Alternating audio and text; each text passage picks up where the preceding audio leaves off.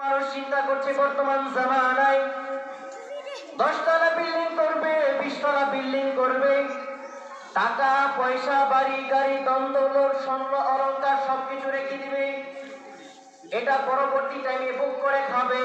আল্লাহ বলে না না, এটা সম্ভব হবে না, সম্ভব হবে না।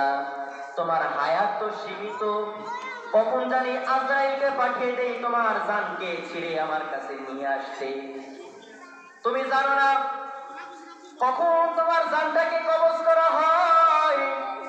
এই জন্য তুমি যদি ভাবো যুবক বয়সে তুমি অনেক কিছু করে ফেলবা, এটা তুমি আবার বৃদ্ধ বয়সে বসে বসে খাবা না না। প্রত্যেকটা মানুষ ক্ষতির মধ্যে নিপতিত আছে। তোমার পূর্বপুরুষদের দিকে তাকাও, দুনিয়ার এই প্রান্ত থেকে ওই প্রান্ত পর্যন্ত তাকিয়ে দেখো। দুনিয়ার শক্তিধর ব্যক্তিরা ছিল, টাকা পয়সা বাড়ি গাড়ি কিছুর অভাব ছিল না। আল্লাহ রাব্বুল আলামিন ফু দিয়ে তাদেরকে নিভিয়ে দিয়েছে। কথা বলেন ঠিক কিনা? আল্লাহ রাব্বুল আলামিন এমন ফু দিয়েছে, 7 তলা বাড়ির মালিক ছিল, 10 তলা বিল্ডিং ছিল, টাকার পাহাড় ছিল, কিন্তু ধনী থেকে নিমিষেই সেই ফকির হয়ে গিয়েছে। কথা বলেন ঠিক কিনা? আল্লাহ রাব্বুল আলামিন দ্বিতীয় আয়াতের মধ্যে যেটা আমাদেরকে বলছেন, ইন্নাল্লাযীনা আমানু ওয়া আমিলুস সালিহাতি ওয়া তাওয়াসাউ বিল হাক্কি ওয়া তাওয়াসাউ বিস সাবর। সুবহানাল্লাহ। আল্লাহ রাব্বুল আলামিন প্রথম আয়াতের মধ্যে কি বুঝিয়েছেন একবারের জন্য খেয়াল করেন। আল্লাহ রাব্বুল আলামিন কসম কেটেছে, সময়ের কসম, ক্ষুদ্র সময়ের কসম। দ্বিতীয় আয়াতে আমাদেরকে সতর্ক বাণী দিয়েছেন, এরে মুমিন মুসলমান শুনে রাখো, এই দুনিয়ার জমিনের মধ্যে প্রত্যেকটা মানুষ ক্ষতির মধ্যে নিপতিত।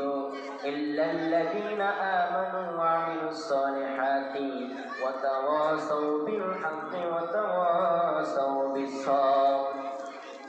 তবে তারা ক্ষতির মধ্যে নয় যারা নিজে সৎ কাজ করে, অসৎ কাজ থেকে বিরত থাকে, আবার এই সৎ কাজের আদেশ অন্যকে প্রদান করে, আবার অসৎ কাজ থেকে অন্যকে নিষেধ করে। আল্লাহ রাব্বুল আলামিন বলেন তারা কোনো ক্ষতির মধ্যে নিপতিত নয়। তারা যদিও কখনো কোনো সময় ক্ষতির মধ্যে পড়ে, আমি আল্লাহ পাক রব্বুল আলামিন টেনে টেনে টেনে টেনে তাকে ক্ষতি থেকে উদ্ধার করে দিব। বলেন সুবহানাল্লাহ।